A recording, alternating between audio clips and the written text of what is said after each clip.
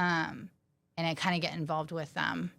Um, I'm like hanging out with one of them, cupping drugs, spending time with them, just, doing weird crime stuff. They're stealing cars. They're like, they like had certain blocks and they would go from tent to tent to like, like collect their like it was like all kinds of weird stuff.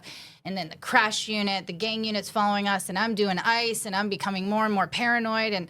And with my paranoia, it's like oftentimes is grounded in some form of reality, but then it gets to a place where it's like way more grandiose. And I take off to Vegas because things are getting too crazy, and I'm like paranoid that like the cops are coming, which I think they were. They were coming. I mean, they were all out on bail, and then they would get arrested with guns and drugs, and then they would just let them out again as long as they continue to make their court dates. They would let them rebond and rebond and rebond.